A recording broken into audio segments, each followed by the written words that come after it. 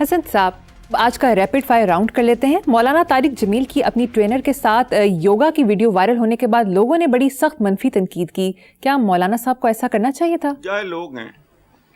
نہیں جاہل لوگ ہیں، سطحی لوگ ہیں. بھائی یہ یوگا بیسیکلی تو ایک ورزش ہے، ایک کانسنٹریشن ڈیولپ کرنے کے لیے ایک ایکسرسائز ہے بس، اور پورے ویسٹ میں بھی پاپولر ہے.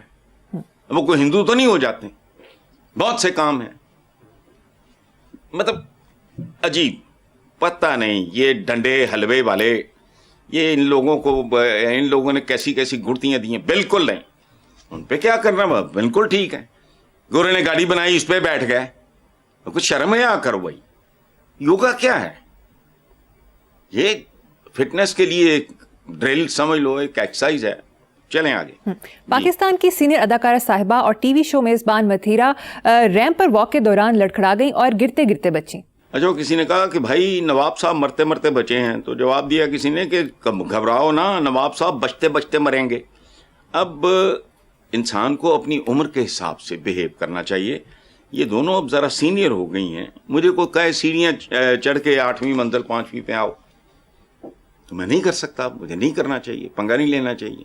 بالی ووڈ اداکارہ اور رکن پارلیمنٹ کنگنا رناوت نے بھارت کی جین زی کو گٹر جنریشن قرار دے دیا اور بعد میں یو ٹرن لے کر انہیں سب سے بڑی طاقت قرار دے دیا.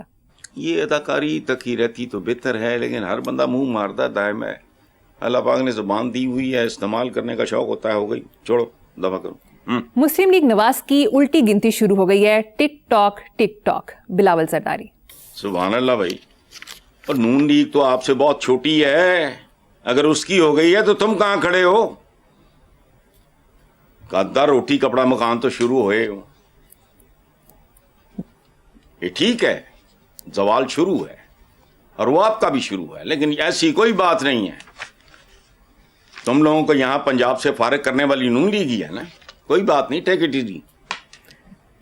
حسن صاحب، یہ ویڈیو دیکھیں، بچہ جشن آزادی سیلیبریٹ کر رہا ہے. خالہ جی کو پتہ نہیں کس بات کا غصہ ہے، اس کا باجا ہی پن دیا. وہ شاید عورت کو اس عمر تک آتے آتے سارے سسٹم کی سمجھ آ گئی ہوگی. بس ٹھیک ہے،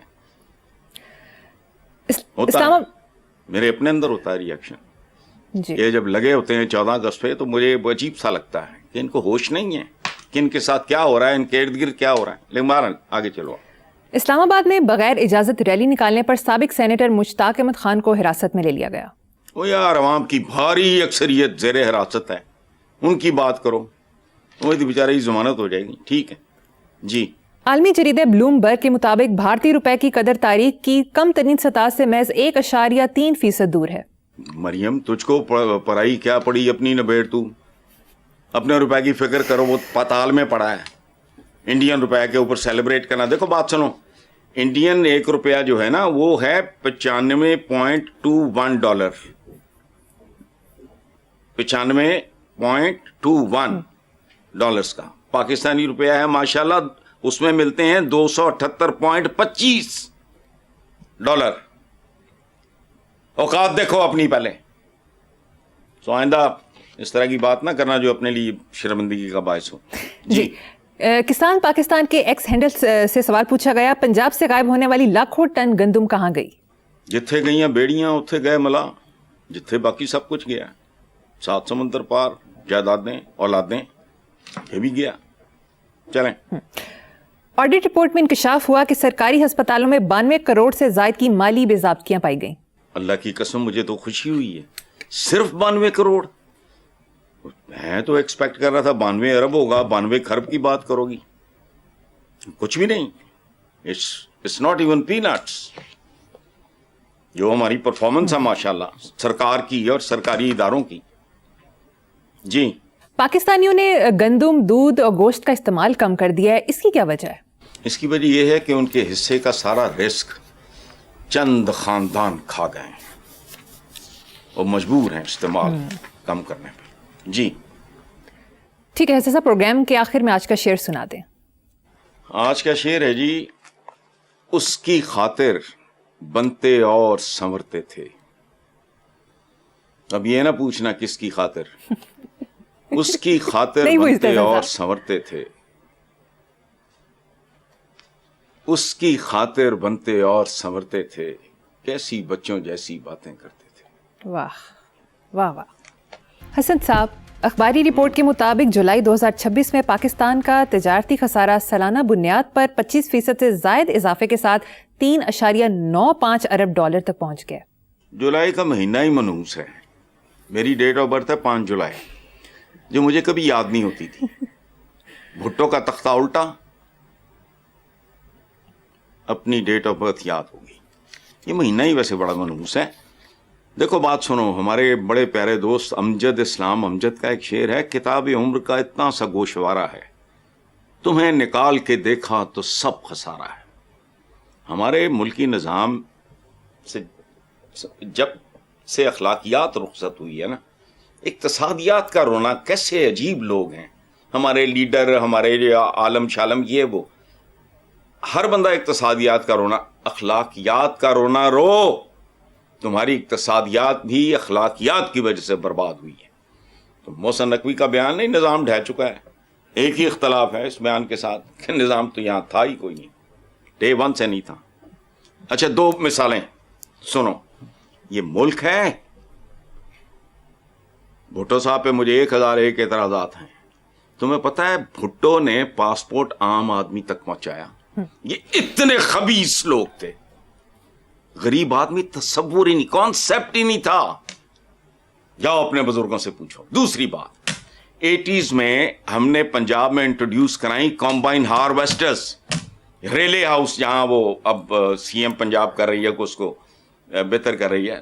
ریلے ہاؤس بلڈنگ ہے، نیچے دکانیں تھیں، لوگوں کے پاس اسلحے کی، سائیکلوں کی پوری بلڈنگ ہمارے پاس 25 یا 22 مجھے یاد نہیں، کمبائن ہارویسٹرز۔ اور وہ پاکستان کے لیے اتنا بڑا تحفہ تھا کہ تم سوچ بھی نہیں سکتی۔ ہاتھ سے گندم کاٹتے ہو تو گرین لاس ہوتا ہے، بہت سارا دانہ ضائع ہوتا ہے۔ جب کمبائن ہارویسٹر سے آپ ہارویسٹ کرتے ہو، ایک تو ہو جلدی جاتا ہے بہت، دوسرا گرین لاس نہ ہونے کے برابر ہوتا ہے۔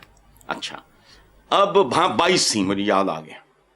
اب سپریڈ وہ آپ کے سرائکی بیلٹ سے لے کے کوئی سرگودے کو کدھر کا ڈفرینٹ جگہ پہ۔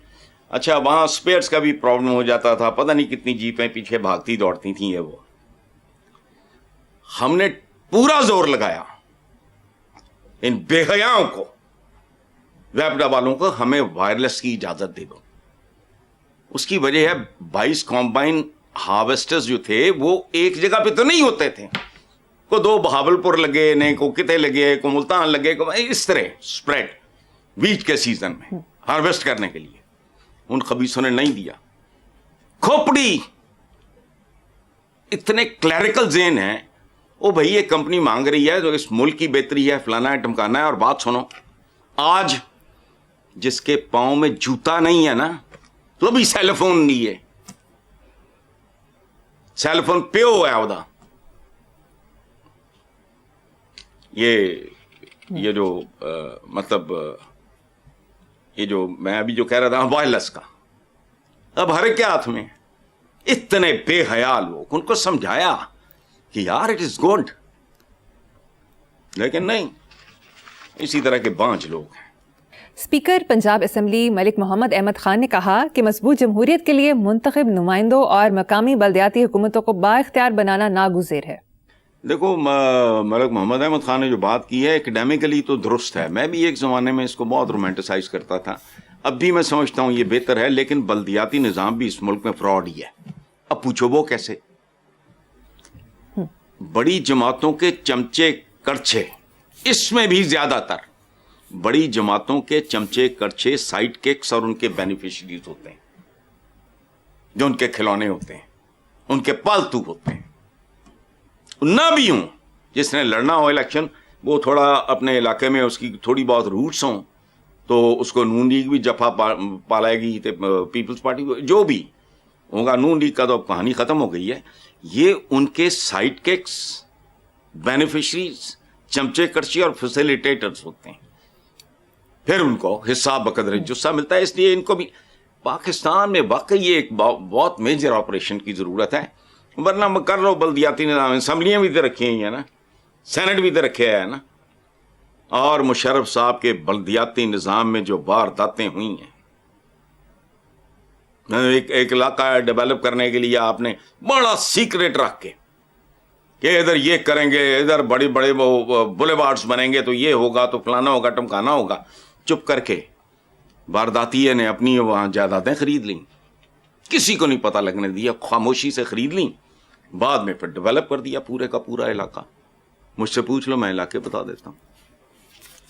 وہاں پھر اپنے پروجیکٹس اور اپنے پیٹرول پمپس اور پتہ نہیں کیا کیا کھڑے. یہ چھوڑو,